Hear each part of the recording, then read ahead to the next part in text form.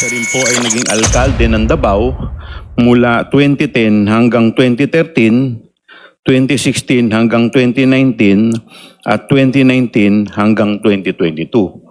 But I notice, Madam Chair, ang naibigay lamang sa ating mga dokumento dito ay mula 2016 hanggang 2024. Pwede ko po bang malaman nasaan po yung SALN nung taong 2007 hanggang 2015 nung ang ating pong Vice President ay Vice Mayor at Mayor ng Davao? Isang ano lang ho, no? Isang paglilinaw. Kasama ko po rito ang aming opisyal ng Ombudsman, si Attorney Karen Batu ng Central Records Division upang sumagot po sa mga tanong na partikular tungkol po sa mga dokumento sapagkat hindi ko po nakakikita itong mga dokumentong ito sapagkat iba po ang aking ginagawa sa Office of the Ombudsman. Maaari po, ipasa na po ang mikropono kay Attorney Karen Batu. Meron po kaming sinubmit 2007 to 2012. Yung pong mga SALN na yon came from our office of the area office from the Mindanao. Kasi sila po yung repository or custodian ng SALN during the time na City Vice Mayor and Mayor po yung ating Vice President. So we requested pa po. So kasama po yun ngayon sa sinubmit namin. Nandun po yun sa submission namin before the proceedings. Ang ating pagdinig noong araw na iyon. First, we formally received subpoena documents, all of which are now part of our record. Second, we heard a statement of Ramil Madriaga, who testified for the very first time in a public hearing. Through his supplemental affidavit, we were confronted with a staggering allegation that confidential funds were spent not just in 11 days, but were purportedly disposed of within a mere 24 hours.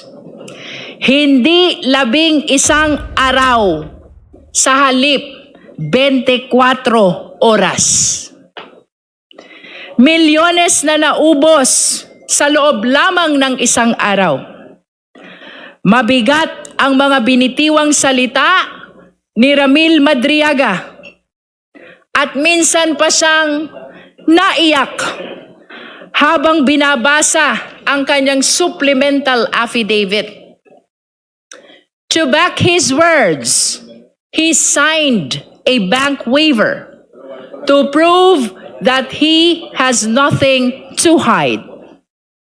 During one exchange, Congresswoman Janet Garin recalled the family controversy and could not hide her frustration upon hearing Ramil Madriaga's allegation that the Vice President's campaign may have been financed by Farmally, an assertion that if proven, further deepens the seriousness of the issues now before this committee. Third, and with the help of Congressman Joel Chua, we have adopted the records from the Committee on Good Government and Public Accountability, the testimonies of various resource persons regarding the envelopes and the questionable receipts and other statements given in that legislative inquiry are now officially part of this impeachment process. Fourth, we heard from the NBI expert, and their findings are very clear. Kinumpirma nila na base sa kanilang pagsusuri, several question signatures were actually signed by one and the same person. This proves that there was a pattern And it raises even more questions about who was really behind these documents. Magkakaiba ang mga pangalan, ngunit iisa ang perma. I will repeat, magkakaiba ang mga pangalan, ngunit iisa ang perma.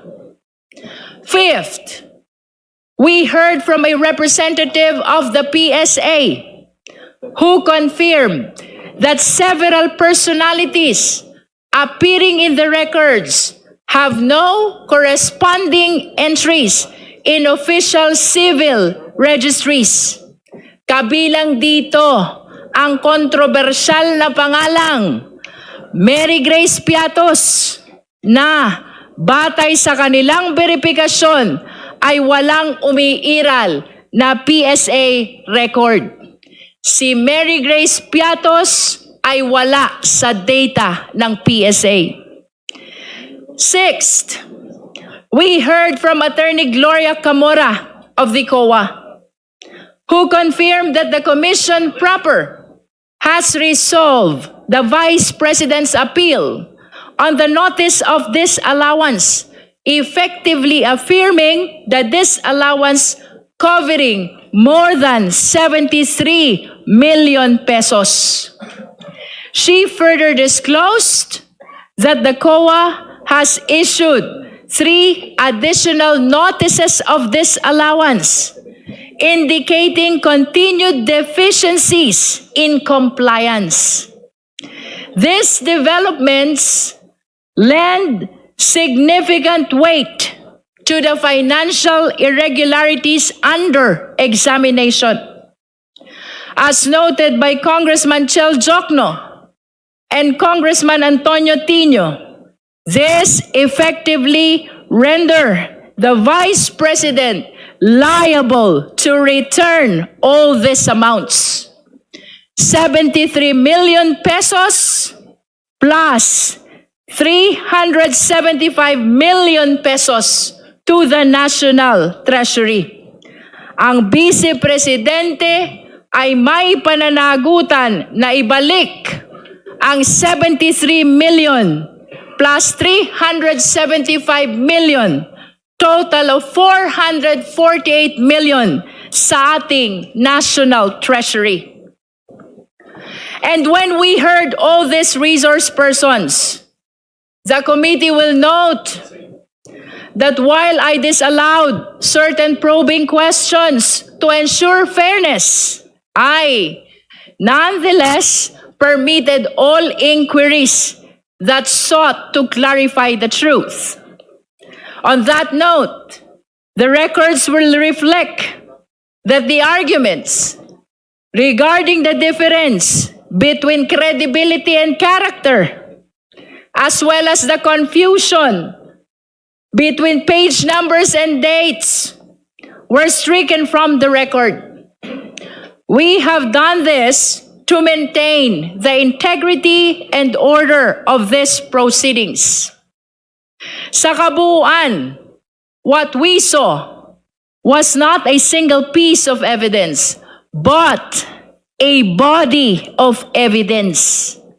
Hindi pa isa-isa, kundi magkakaugnay.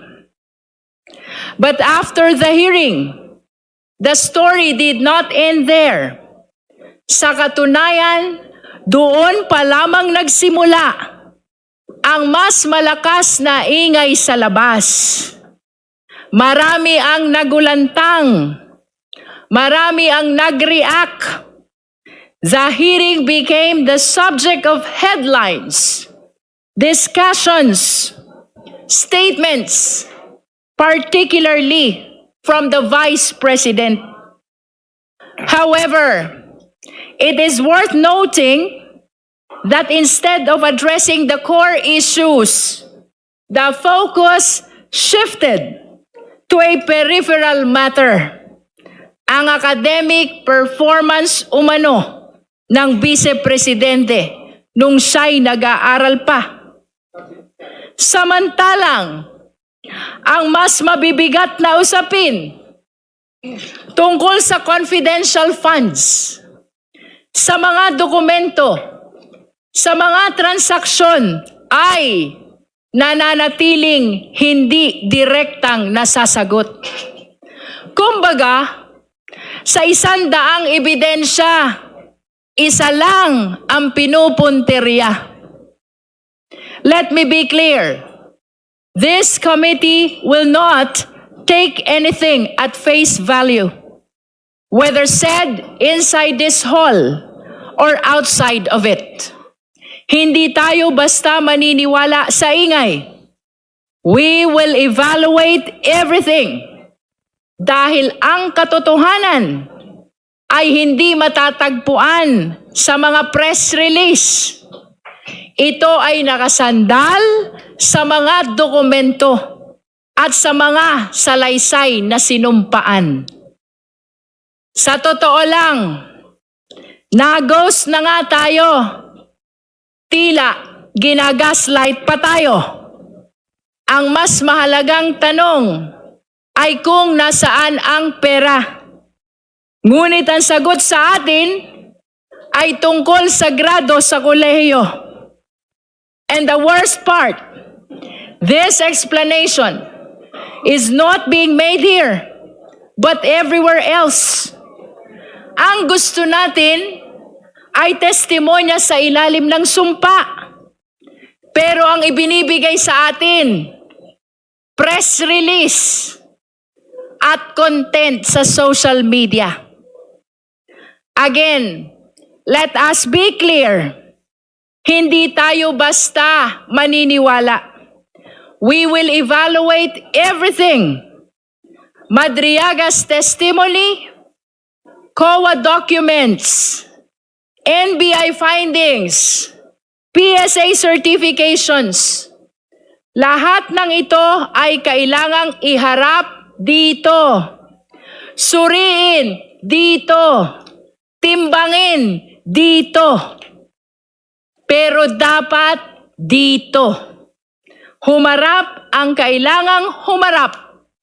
Manumpa at magpaliwanag. Dito sa committee ito. Because this is the proper forum. Hindi sapat ang magsalita sa labas. If there's anything to clarify, the best and the only place to do that is here, before this committee, under oath and on record. And that brings us to today. Ngayong April 22, malinaw. The work of this committee continues. Ang mga isyong inilahad ay hindi natapos noong nakaraan. Today, we expect further evidence from the Office of the Ombudsman, from the Bureau of Internal Revenue, from the Securities and Exchange Commission, and especially from the Anti-Money Laundering Council. We also anticipate testimonies that will help contextualize the data before us, and that includes from former Senator Sonny Trillanes. Kung mapapansin ninyo, ang pag-uusapan natin ngayon, mga numero, SALN, tax records from BIR, reports from AMLC. This is the part where the numbers have to be studied, compared, analyzed, and numbers, take note, unlike people, numbers do not have motives. Numbers do not lie. Again, numbers do not lie. At dito po, nagiging mas mabigat ang usapan. Because when we speak of numbers, we are no longer dealing with opinion, spin, or even narrative. We are confronting cold, unyielding facts. Hindi ito napapakiusapan. Hindi ito natatakot. Hindi ito napipilit magsinungaling.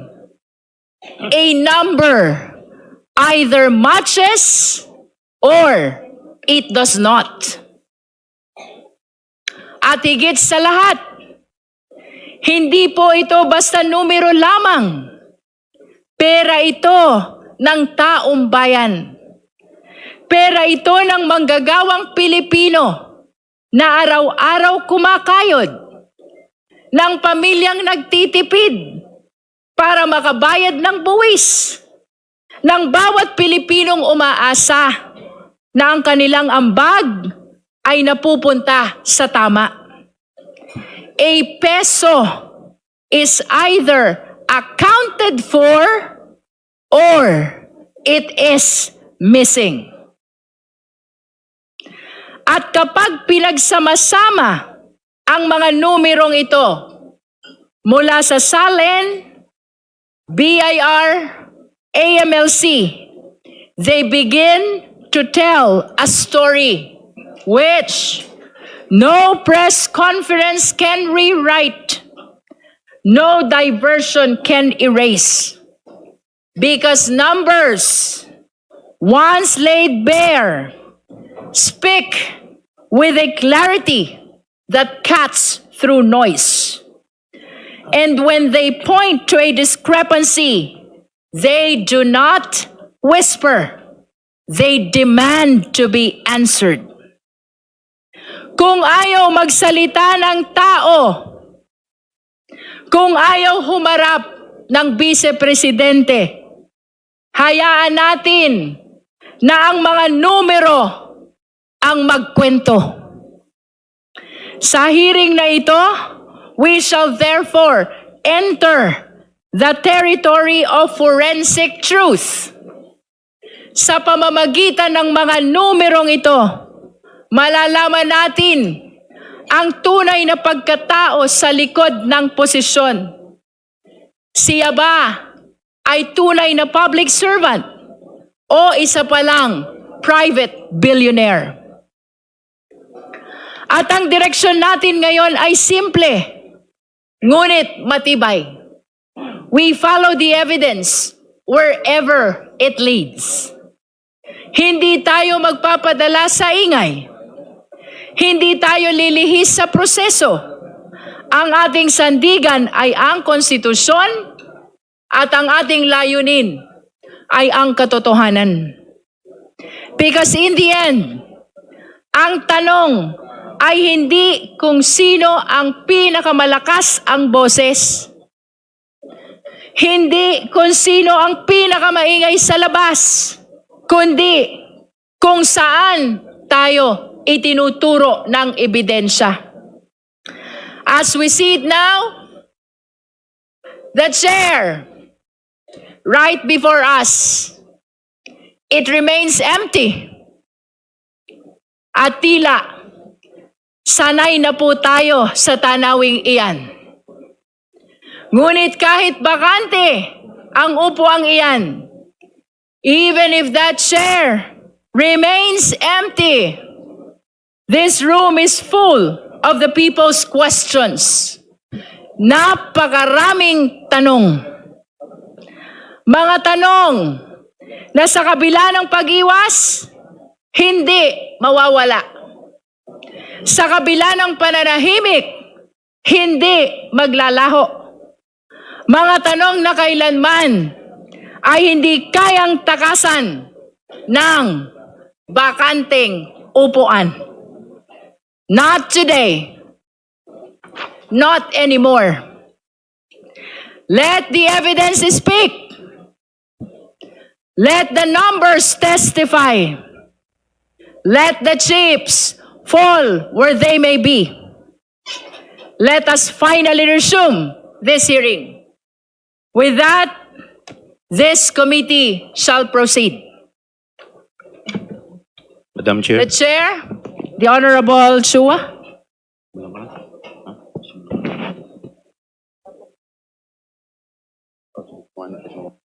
The chair directs the committee secretary to call the case.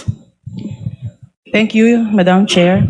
Impeachment complaints against Vice President Sara C. Duterte, filed by Reverend Father Joel Saballa et al. And endorsed by Representative Laila M. De Lima, and filed by Attorney Nathaniel G. Cabrera, and endorsed by Representatives Bienvenido M. Abante Jr.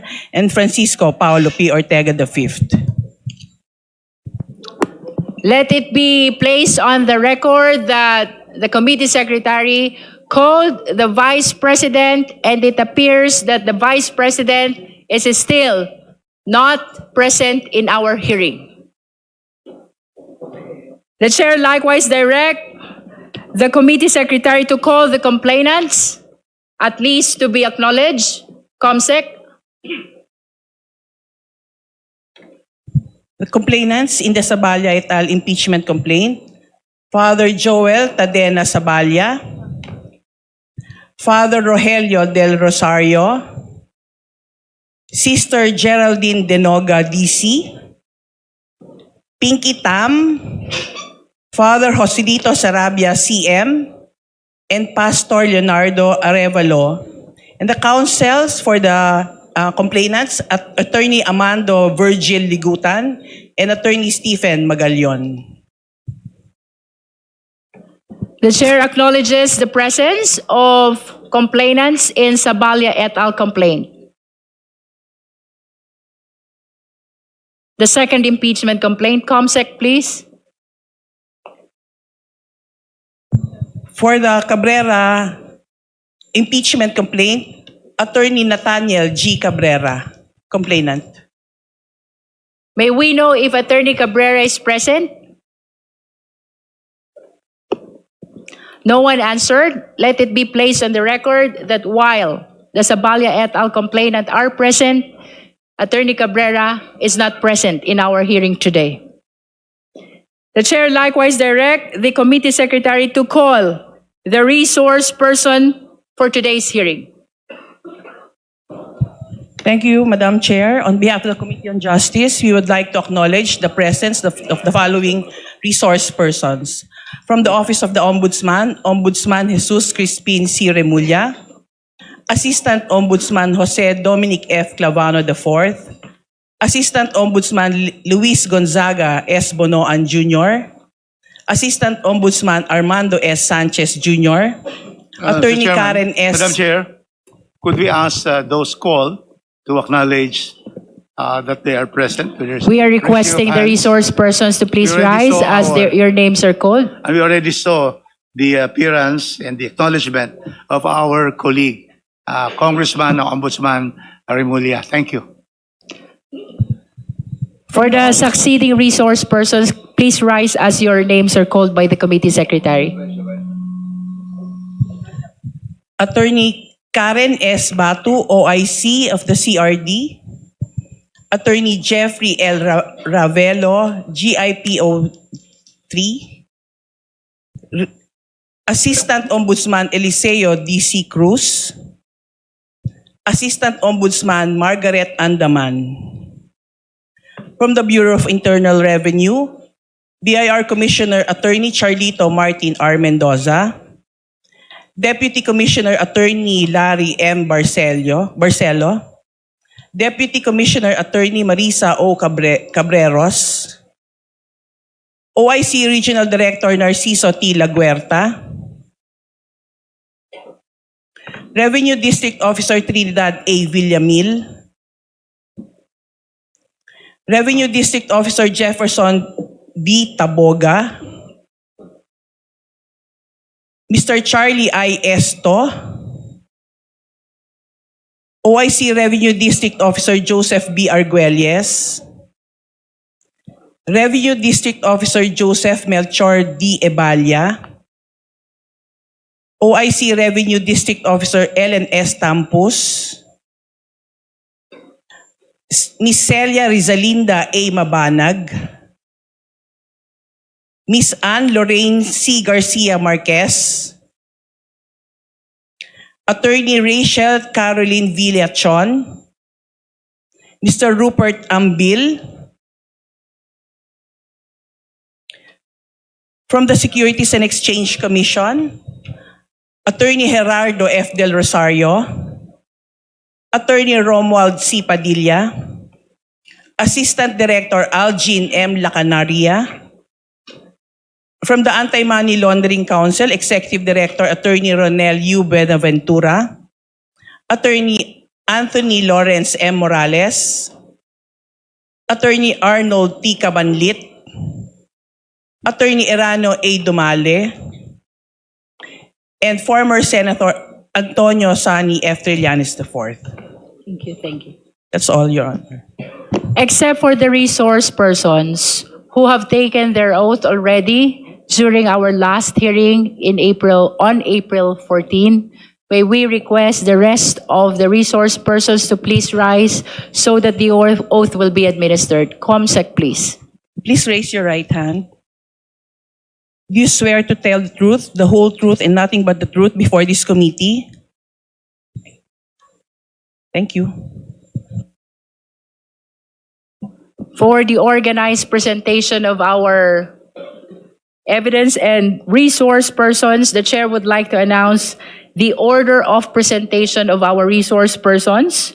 The first will be the Ombudsman, followed by the AMLC, and then the BIR, and then the SEC. And last will be former Senator Sani Trillanes. We will be following the said order.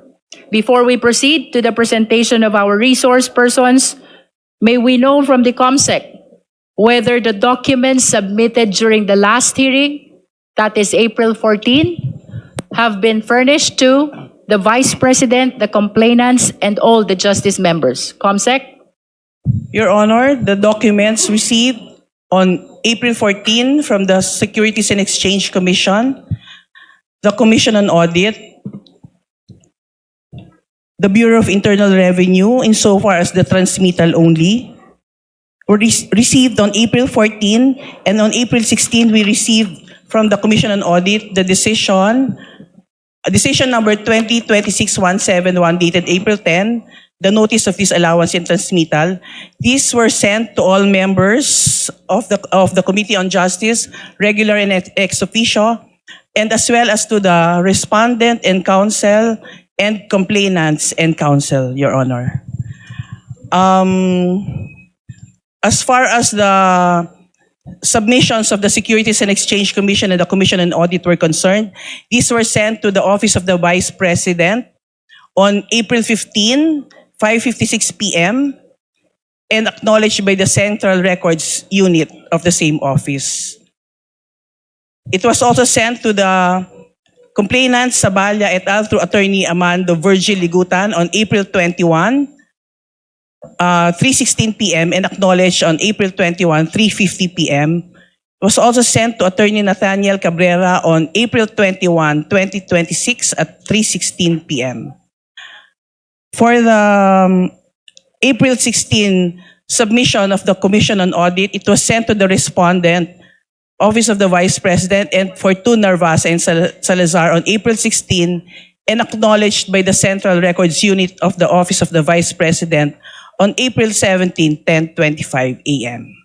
It was also sent to the complainants, Saballa, through Attorney Amando Virgil Ligutan on April 16, 8:26 a.m. and acknowledged on April 21, 7:38 a.m. It was also sent to the complainant, Attorney Nathaniel Cabrera, on April 21 at 3:16 p.m. As far as the documents from the Bureau of Internal Revenue are concerned, the transmittal only were sent to the respondent and counsel on April 21 at 10:54 a.m. and to the complainants on April 21, 10:56 a.m. for the Saballa et al. Impeachment complaint, and for the complainant, Attorney Nathaniel G. Cabrera, it was sent on April 21, 10:56 a.m. That's all, Your Honor.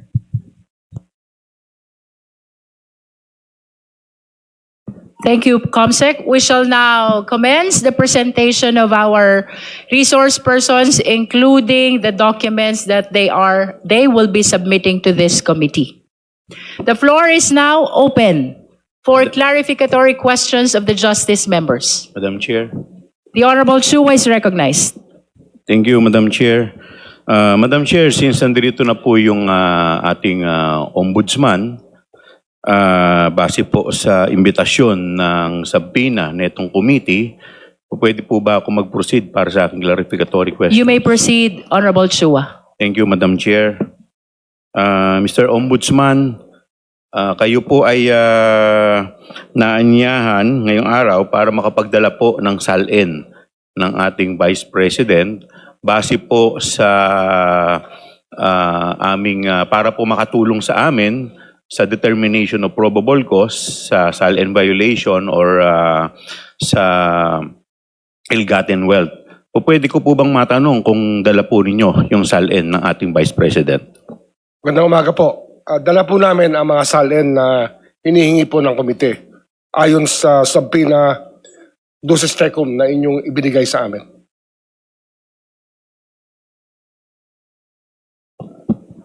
May we direct the committee secretary to receive the copy of the SALNs which are being submitted by the Office of the Ombudsman so that the same will form part of the records of our proceeding. Ombudsman? Bago ho nagsimula ang ating pagdinig, ibinigay na po namin ang mga kopya ng subpoena, ang mga kopya ng mga dokumentong hinihingi ng komite sa amin. The committee notes that the Ombudsman already submitted ahead of the commencement of this proceeding. Honorable Chua? Thank you, Madam Chair. Madam Chair, gusto ko pong tanungin ang ating ombudsman kasi base po dun sa paragraph 107 ng Sabalya complaint, ang ating pong Vice Presidente ay naging Vice Mayor ng Davao noong taong 2007 hanggang 2010. At siya rin po ay naging alkalde ng Davao mula 2010 hanggang 2013, 2016 hanggang 2019, at 2019 hanggang 2022. But I notice, Madam Chair, ang naibigay lamang sa ating mga dokumento dito ay mula 2016 hanggang 2024. Pwede ko po bang malaman nasaan po yung SALN nung taong 2007 hanggang 2015 nung ang ating pong Vice President ay Vice Mayor at Mayor ng Davao? Isang ano lang ho, no? Isang paglilinaw. Kasama ko po rito ang aming opisyal ng Ombudsman, si Attorney Karen Batu ng Central Records Division upang sumagot po sa mga tanong na partikular tungkol po sa mga dokumento sapagkat hindi ko po nakakikita itong mga dokumentong ito sapagkat iba po ang aking ginagawa sa Office of the Ombudsman. Maaari po, ipasa na po ang mikropono kay Attorney Karen Batu. We recognize Attorney Batu. Please answer the question. Good morning, Your Honor. Based po dun sa submission namin earlier before the proceedings, kasama po sa sinabit namin yung 2007 to 2012 SALN ng ating Vice President.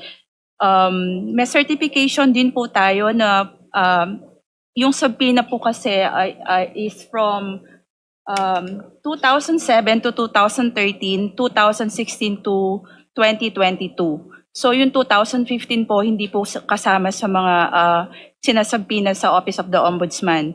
Ang kulang lang po sa mga sinubmit namin. Attorney Batu, if I may interrupt, kindly speak closer to the microphone. Sige po. Sorry po. Ulitin ko po, Your Honor, ang meron po kaming sinubmit 2007 to 2012. Yung pong mga SALN na yon came from our office of the area office from the Mindanao. Kasi sila po yung repository or custodian ng SALN during the time na City Vice Mayor and Mayor po yung ating Vice President. So we requested pa po. So kasama po yun ngayon sa sinubmit namin. Nandun po yun sa submission namin before the proceedings. Okay, kasi meron lamang po ako dito is 2016 hanggang 2024. Kasama po yun sa binigay po namin sa COMSEC ngayon. Okay. Anyway, with that, siguro magsisimula na lang akong magtanong from 2016 to 2024 dahil yun lang ang meron akong record dito at hindi po sa akin na ibigay ng... If I may interrupt, Honorable Chua. Comsec, please be directed to provide copy of the SALN submitted by the OMB to the justice members. 1 and minute later recess. to the complainant and the respondent. Thank you. 2000.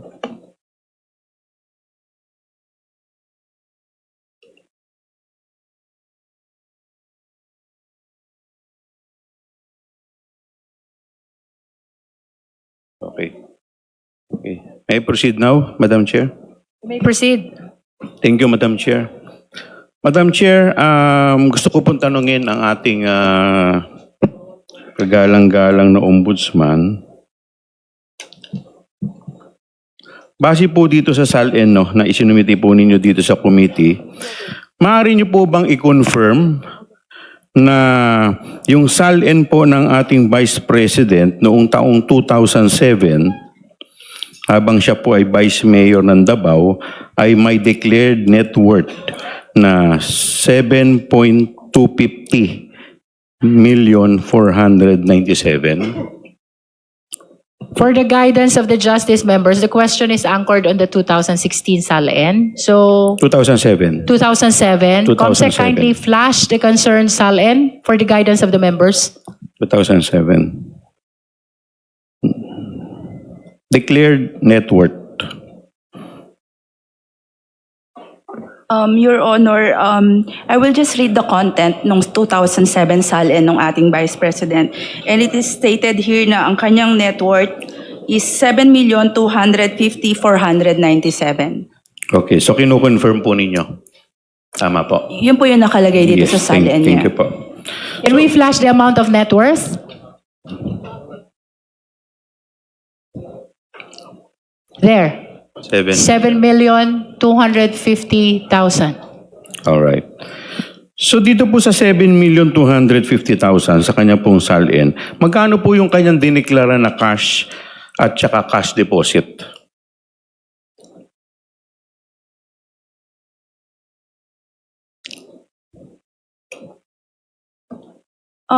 Again, reading from the SALN submitted by the Vice President, yung cash on hand and bank niya for the year, various years acquired is 2 million. 2 million. Okay, thank you po. Doon po sa kanyang 2008, sabi po niya, ang declared net worth po ng ating Vice President at that time, Vice Mayor po siya, noong 2008, is 18.493,616.65. Tama po ba to? Do you confirm this? Your Honor, based on the 2008 submitted SALN, the net worth of the Vice President then is 18,493,616.65. Okay. At magkano naman po ang dineklara niyang cash at cash deposit po sa kanyang SALN noong 2008? Ang declaration po niya dito sa kanyang 2008 SALN is 2 million din po, Your Honor. 2 million ng cash. Salamat po. Punta po tayo sa kanyang SALN noong 2009 habang siya po ay Vice Mayor ng Davao. May declared net worth po siya na 18,821,264.65. Tama po ba?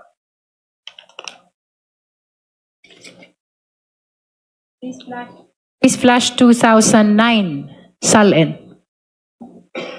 Your Honor, again, reading from the 2009 submitted SALN of the Vice President, ang kanyang net worth then is 18,281,264.65. Ano po? 18 million 281,264.65. at 281, sorry. Okay. At magkano naman po ang kanyang dineclare na cash at cash deposit po dito? Based on the submission of the Vice President, the cash on hand bank was 2,800,000 po. 2,800,000. Maraming salamat po. Dumako naman po tayo sa 2010 na SALN ng ating Vice President habang siya po ay Vice Mayor ng Davao. Meron po ditong nakadeclared na net worth na 16,242,886.65. Kinukumpirma po ba ninyo to? Your Honor, again, based on the submission of the 2010 SALN by the Vice President, her net worth then was 16,242,886.65. Maraming salamat po. At magkakano naman po yung halaga na idineklara niya na cash at cash deposit po sa kanyang SALN noong 2010 SALN? Based on her submission, the cash on hand bank during the time was 3,661,622. Alright, maraming salamat po. Dumako naman po tayo sa 2011 na SALN po ng ating Vice President habang siya po ay Vice Mayor ng Davao. May declared net worth po siya na 14,271,148.45. Kinukumpirma po ba ninyo to? Your Honor, reading from the from the 2011 SALN submitted by the Vice President, her net worth then was declared as 14,271,148.46. At magkano naman po ang halaga ng kanya na dineklara po niyang cash at cash deposit sa kanya pong SALN noong 2011? The declared cash on hand bank for the 2011 SALN was 3,931,125.80. Okay. Dumako naman po tayo sa kanyang 2012 na SALN habang siya po ay Vice Mayor ng Davao.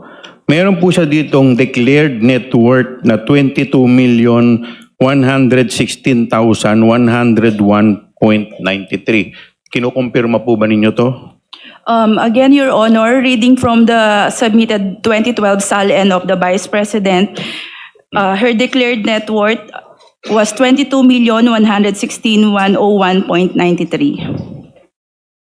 At magkano po yung kanyang dineklarang cash at cash deposit po sa nasabing taon, 2012?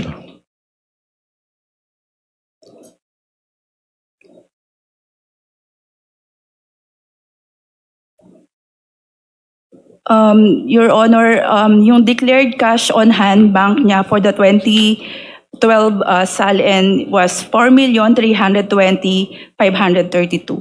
Okay, maraming salamat po. Pumunta naman po tayo sa kanyang 2016 SALN habang siya po ay alkalde po ng Davao. Dito po meron po siyang declared net worth nilang mag-asawa, no? 34,895,997. Ito po ba'y kinukumpirma ninyo? Again, Your Honor, reading from the submitted SALN, 2016 SALN by the Vice President, ang nakalagay po dito na net worth niya is 34,895,997. Maraming salamat po. At magkakano naman po yung kanyang dineklara na cash at cash deposit sa kanyang 2016 SALN? Dito po sa kanyang 2016 SALN, ang nakalagay po na cash on hand bank, 3,750,760. Maraming salamat po. Dumako naman po tayo sa kanyang 2017 SALN. Habang siya po ay alkalde ng Davao City, sabi po sa kanyang SALN, siya po ay nagdeklara ng 44,828,759. Kinukumpirma po ba ninyo to? Your Honor, reading from the submitted 2017 SALN of the Vice President, her net worth then was 44,828,759. Maraming salamat po.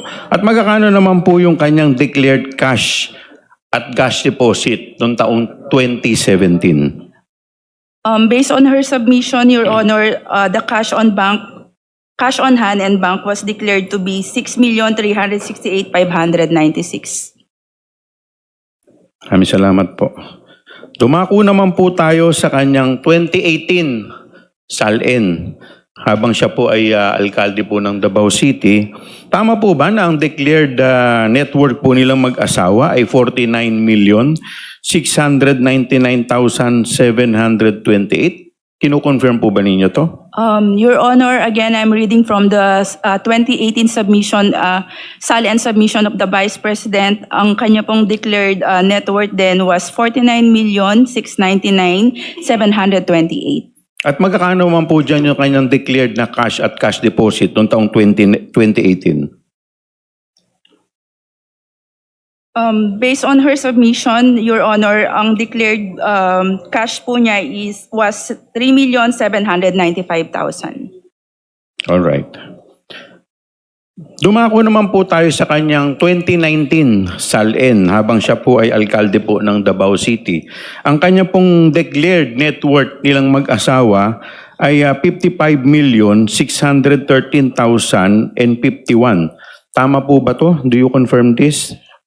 Your Honor, I'm reading the 2019 SALN submitted by the Vice President, and it is stated here that her net worth for then was 55,613,051 po. At magkakano naman po yung kanyang cash at cash deposit noong taong 2019?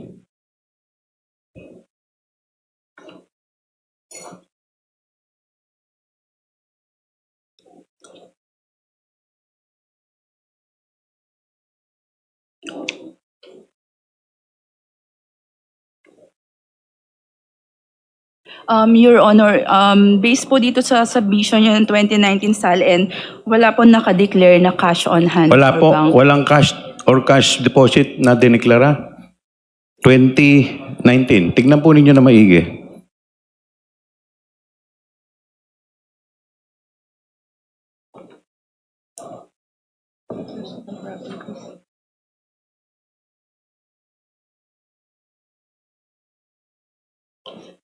Your Honor, after checking it again, wala po nakalagay na Alright. cash on hand. Wala pong cash on hand. Dumako po tayo sa kanyang 2020 na SALN habang siya po ay alkalde ng Davao. Meron po siyang dineclare na net worth nilang mag-asawa 56,583,735.01. Kinokonfirma po ba ninyo to? Your Honor, again, reading from the submitted 2020 SALN of the Vice President, ang declared net worth po niyan at the time was 56,583,735.1. At magkakano naman po yung kanyang cash at cash deposit noong taong 2020?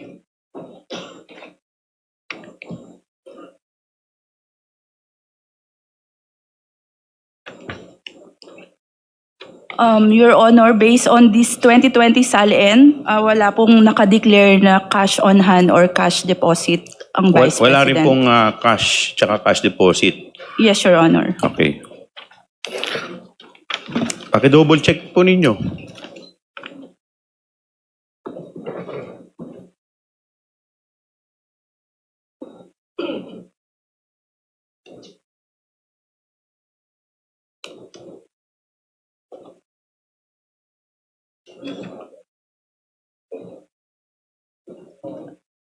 Your Honor, after checking it, we can confirm na wala po nakalagay na cash on hand or deposit na declared sa 2020 SALN of the Vice President. Okay, thank you po. Punta po tayo sa kanyang 2021 na SALN habang siya po ay alkalde ng Davao. Ang kanya pong declared net worth nilang mag-asawa po dito ay 65,308,841. Tama po ba? Kinukumpirma po ba ninyo to? Your Honor, again, I'm reading the 2021 SALN submitted by the Vice President at ang declared net worth po niya was 65,308,841. At magkakano naman po yung kanyang declared na cash at cash deposit sa kanyang SALN noong 2021?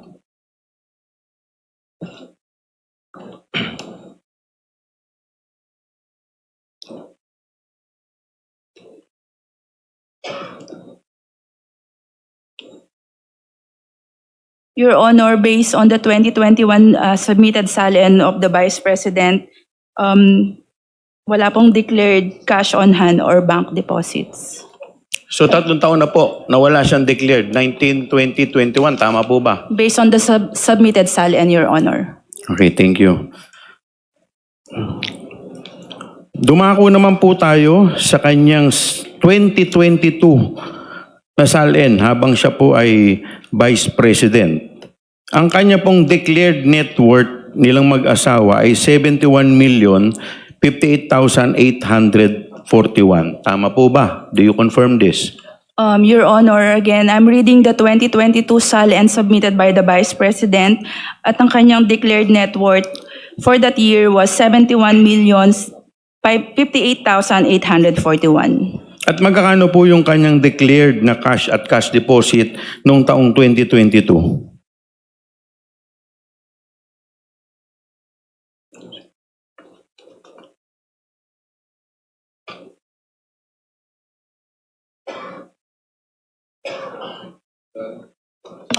Your Honor, based on the 2022 SALN submitted by the Vice President, wala po nakadeclare na na cash on hand or bank deposits. Pakisiguraduhin po ninyo, baka namamalikmata lang po kayo. Give us a few seconds, Your Honor.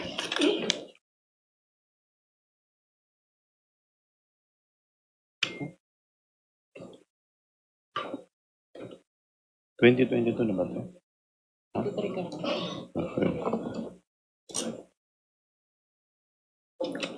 Your Honor, based on our second look for this SALN, wala din po talaga nakalagay na cash on hand or bank deposit. Okay, so pupunta po tayo sa 2023.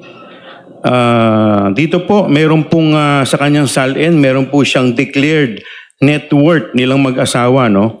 77,508,841. Do you confirm this? Your Honor, based on the submitted 2023 SALN of the Vice President, ang nakalagay po na net worth niya for that year was 77,508,841. At magkakano naman po yung kanyang declared na cash at cash deposit noong taong 2023?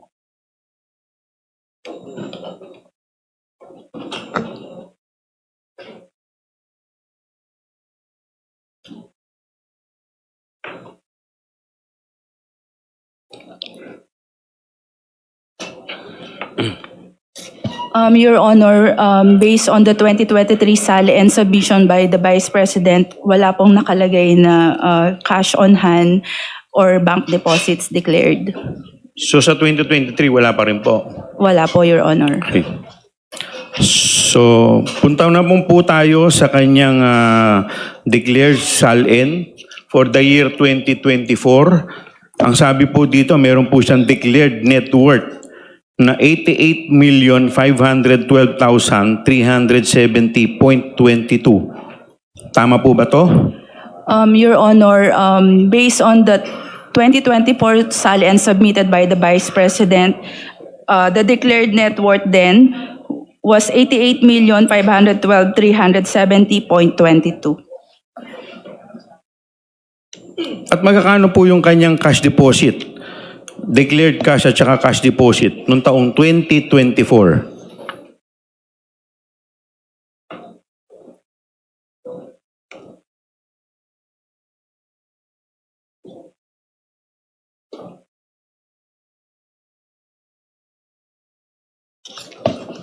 Your Honor, reading from the 2024 SALN of the Vice President, wala pong nakadeclared na cash on hand or bank deposit for that year. Wala pa rin po. Yes, Your Honor. So sa madaling salita, yung kanya pong cash na dineclare was only from 2007 up to 2018. Tama po ba? Based on our received copies of the SALN, Your Honor. Yun po yung lumalabas na years na meron po siyang declared cash on hand and bank deposits. At noong 2019 at 2024, kahit na 5 po, wala po siyang dineklara na cash at saka cash on hand. Tama po ba? Based on the submitted SALN, Your Honor, wala pong nakalagay na cash on hand or bank deposits. Kahit 5 po? Wala pong nakalagay, Your Honor. Edi wow. Thank you po, Madam Chair. Thank you, Honorable Chua. Any other member who wish to raise clarificatory questions to the Ombudsman? Any other member? Madam Chair, The Honorable Barbers is recognized. good morning, Honorable Ombudsman Remulla. Gusto ko po lamang humingi ng clarification sa inyong tanggapan. Based po sa SALN ng taong 2007, si VP Sara Duterte at ang kanyang asawa na si Attorney Manasseh Carpio ay mayroon pong business interest and financial connection sa mga sumusunod.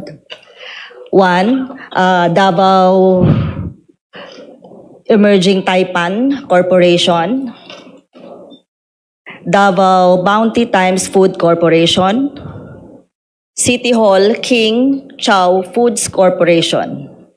Kinukumpirma nyo ba ito? Si Attorney Karen Bato po yung pwede sumagot. Yes, salamat. Thank you. Attorney Bato is recognized. Good morning, Your Honor. Again, reading from the 2007 May SALN. we interrupt Attorney Bato? We just like to extend our thanks to Ombudsman Boying Remulla for showing utmost respect to the impeachment process. Thank you for being here. He is soliciting our excuse because of huge amount of work he has to attend to. So with the indulgence of the members, we're excusing Ombudsman Boying Remulla. Maraming salamat po.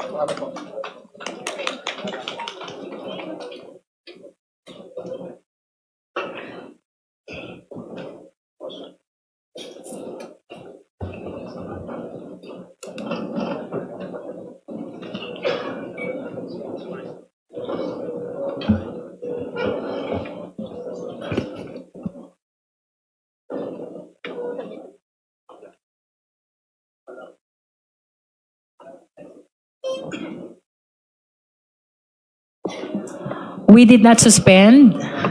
So, may we request Attorney Batu to address the questions of the Honorable Barbers? Good morning, Your Honor. Again, reading from the 2007 SALN submitted by the Vice President, the business interest and financial connections declared then was the Davao Emerging Taipan Corporation, Davao Bounty Times Food Corporation, and City Hall King Chow Foods Corporation. May we flash the concerned SALN? What year is this, Honorable Barbers? Now, 2008. 2008, okay. Now 2008, the focus is on the list of companies? Yes. Okay. Okay.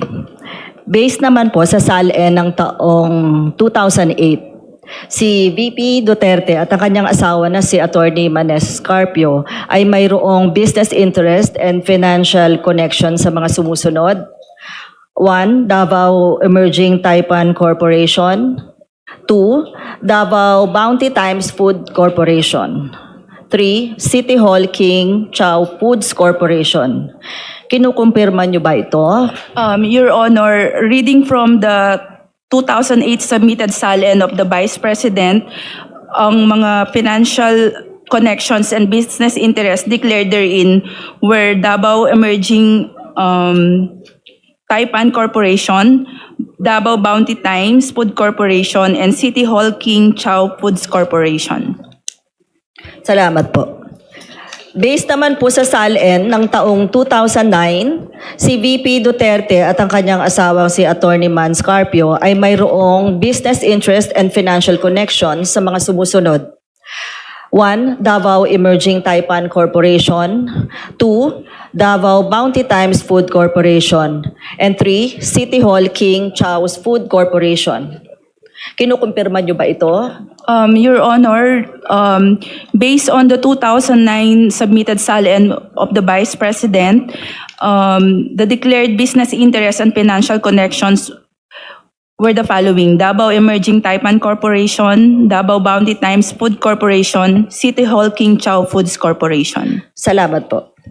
Based naman po sa SALN ng taong 2010, si VP Duterte at ang kanyang asawa si Attorney Mans Carpio ay mayroon business interest and financial connection sa mga sumusunod. 1. Davao Emerging Taipan Corporation. 2. Davao Bounty Times Food Corporation. 3. City Hall King Chow's Foods Corporation. 4. SGT Fortune House Corporation. And number 5, CYKT Inc. Kinukumpirma nyo ba ito? Your Honor, I'm reading from the 2010 submitted SALN of the Vice President, and the declared business interests and financial connections for that year were the following: Davao Emerging Taipan Corporation, Davao Bounty Times Food Corporation, City Hall King Chow Foods Corporation, SGT Fortune Horse Corporation, and CYKT Incorporated. Salamat po.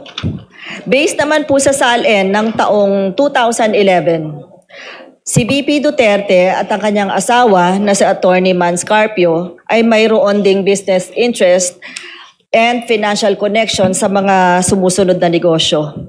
Number 1, Davao Emerging Taipan Corporation. Number 2, Davao Bounty Times Food Corporation. 3, City Hall King Chow Foods Corporation. 4. SGT Fortune House Corporation.